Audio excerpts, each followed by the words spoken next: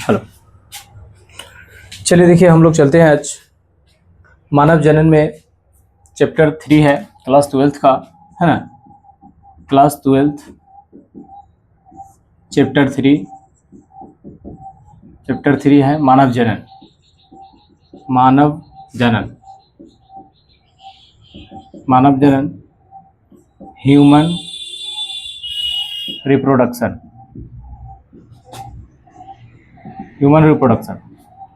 मानव जनन क्या है? मानव में होने वाला जनन। आप जानते हैं कि मानव जनन करने वाले एक ऐसी प्रवृत्ति होते हैं जो हमेशा क्या करते हैं? जनन करते हैं। उसके अंदर जनन क्षमता पाया जाता है ना। एक्चुअली अगर देखा जाए तो कुछ जो मानव होते हैं ऐसे होते हैं जिसमें क्रोमोसोम के परिवर्तन के कारण जनन नहीं कर पाते हैं, लेकिन कुछ ऐसे होते हैं जो जनन करते हैं, है ना। अकॉर्डिंग टू द अगर देखा जाए तो मतलब कि जो रिप्रोडक्टिव जो सिस्टम है वो मानव जनन सबसे पहले क्या होता है? मानव जब अपनी जैसी संतान को उत्पन्न करता है तब उसको मानव जनन कहते हैं, है ना। मानव कहा जाता है कि अपनी जैसी जो संतान उत्पन्न करता है, अपनी जैसी संतान को उत्पन्न करना मानव जनन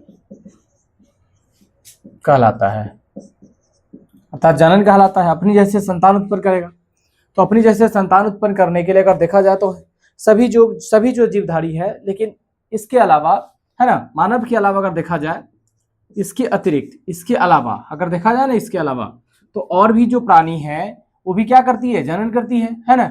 वही और भी तो प्राणी जनन करती है ना। तो अपने जैसे संतान को क्या करती है? जनन करने का कार्य करती है। तो अदर प्राणी भी आपको इसके अंतर्गत आ जाएंगे, ठीक है।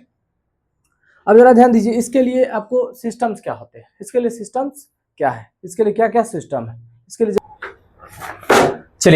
चलिए तो आज हम लोग देखते हैं मानव जनन जो अभी पढ़ रहे हैं, है ना। इसके आगे हम लोग चलते हैं। जैसे ये प्राणी है जो वेरियस है कहा जाता है ना, जो सजीव प्रजक है, विविपेरस है। जितने भी जो सजीव प्रजक होंगे ना, सजीव प्रजक, है ना, सजीव प्रजक, विविपेरस जिसको बोलते हैं, विविपेरस,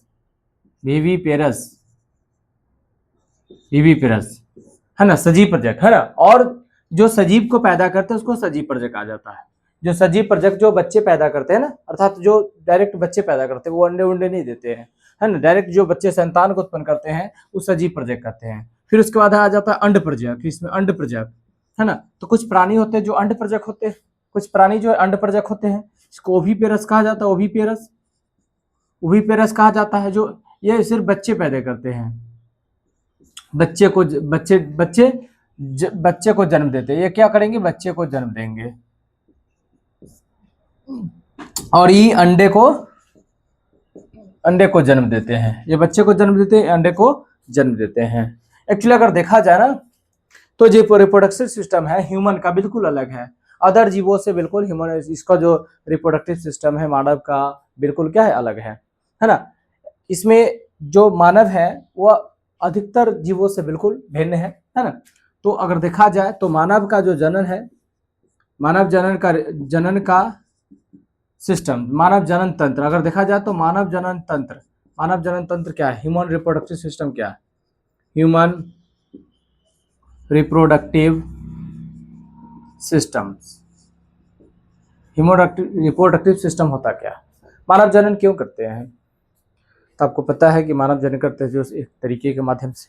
तो ह्यूमन रिप्रोडक्टिव सिस्टम में कितने तरह के आते हैं? अगर देखा जाए तो नर का अलग होता है, मादा का क्या होता है? अलग होता है ना। तो अगर मनुष्य में अगर देखा जाए तो एकलिंगी और मतलब एकलिंगी अलग अलग लिंग वाले तो द्विलिंगी तो नहीं होते हैं। मानव अगर देखा जाए तो मानव तंत्र में जो मानव है जनन तंत्र में, है ना, जनन तंत्र में अलग अलग क्या होते हैं? लिंग पाए जाते हैं, अलग अलग लिंग पाए जाते हैं, अलग अलग लिंग होते हैं। तो अलग अलग लिंग होते हैं तो सबसे पहले देखा जाए तो इसमें क्या हो जाएगा? क्या हो जाएगा? नर जनन तंत्र। तो सिस्टम के लिए अगर देखा जाए तो ये जो जनन तंत्र है वो दो तरह से है। वो नर है, नर जनन तंत्र, इसमें पाए जाते हैं नर जनन तंत्र, इसको कहते हैं मेल रिप्रोडक्टिव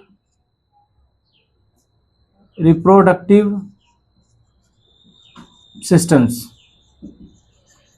और दूसरा हो जाता है फीमेल जिसको कहते हैं मादा जनन तंत्र, इसको कहते हैं female reproductive system. Female reproductive system, एगो नर जनन तंत्र, एगो मादा जनन तंत्र, ठीक है। तो नर जनन तंत्र का अलग अलग रिप्रोडक्टिव सिस्टम होता है ना। फिर मादा जनन तंत्र का अलग अलग रिप्रोडक्टिव सिस्टम होता है।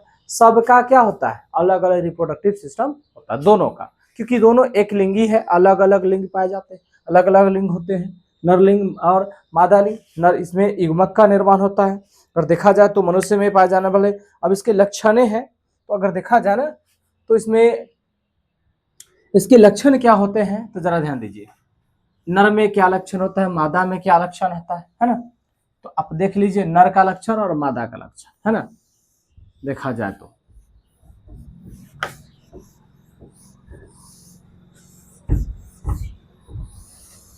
देखिए सबसे पहले आप इसका लक्षण देखिए, इसका लक्षण तो लक्षण नर के लिए, नर और मादा।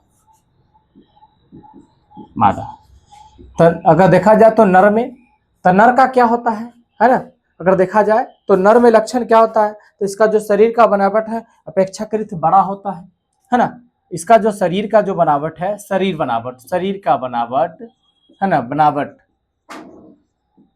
आकार में क्या होता है, आकार में बड़ा होता है। आपको लिखना है, अगर परीक्षा में आएगा ना कि नर और मादा के लक्षण, है ना, नर और मादा के लक्षणों को व्यक्त करे, तो आप लिख सकते हैं कि इसका शरीर का बनावट क्या होता है, बड़ा होता है, इसका शरीर का बनावट क्या होता है, छोटा होता है ना। तो इसमें इसका अगर देखा जाए तो इसमें शरीर का बनावट में आकार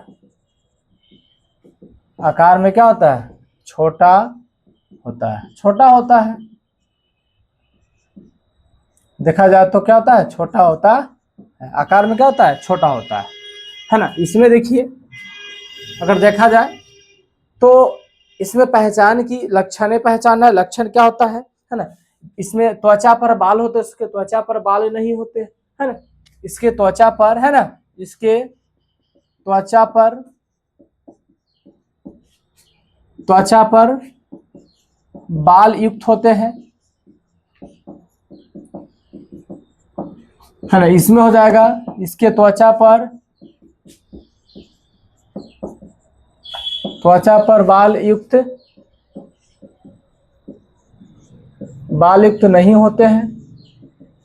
बाल युक्त नहीं होते हैं।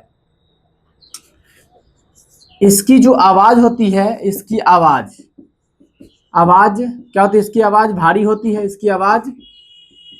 होती है, और इसकी आवाज क्या होती है, इसकी आवाज हल्की होती है, इसकी आवाज हल्की होती है, देखा जाए तो। अब जरा ध्यान दीजिए, इसमें अगर देखा जाए तो इसमें, है ना, इसमें स्तन का जो विकास होता है, स्तन का विकास, है ना, स्तन का विकास कम होता है, इसमें स्तन का विकास कम होता है। और इसमें क्या होता है, इसमें स्तन का विकास अधिक होता है, इसमें स्तन का विकास अधिक होता है, देखा जाए तो, है ना। नर का स्वर जो है कि अगर देखा जाए, है ना, तो इसमें चर्बी कम होते, वसा इसमें वसा कम होते हैं, वसा का कम होना, इसमें वसा कम होते हैं, इसमें वसा अधिक होते हैं, वसा का अधिक होना। तो जरा ध्यान दीजिए कि इसीलिए महिलाओं के जो शरीर होते हैं पूरी तरह से वसा के कारण क्या होता है, चिकना होता है ना। महिलाओं का शरीर वसा के कारण क्या होता है, चिकना होता है, जबकि पुरुष का जो शरीर होता है जिसमें वसा की मात्रा ज्यादा होती है, पुरुष में वसा का कम होता है, इसीलिए क्या होते हैं, इसके शरीर पर बाल ज्यादा मात्रा में क्या करते हैं, पाए जाते हैं। तो जिसके शरीर में वसा ज़्यादा मात्रा में होगा, है ना, उसमें बाल बहुत कम होगा, और जिसमें वसा कम मात्रा में होगा उसके शरीर में बाल कम होगा। इसका बॉडी शडी बना रहता है, पूरा मसल्स पेशीयुक्त कठोर होता है, और इसका पेशीयुक्त बहुत कोमल होता है, सॉफ्ट होता है। इसकी जो गर्दन की जो बनावट होती है बहुत मतलब सुरीली पतली होती है, और इसका गर्दन की जो बनावट होता है चौड़ा होता है ना। देखा जाए इसमें इसका जो पेशीय होता है, आकार शरीर का बनावट और पेशीय युक्त होते हैं, इसमें पेशीय युक्त क्या करते हैं, नहीं होते हैं, इस तरह से। ठीक है, अगर देखा जाए तो, है ना, उसको रोक दीजिए।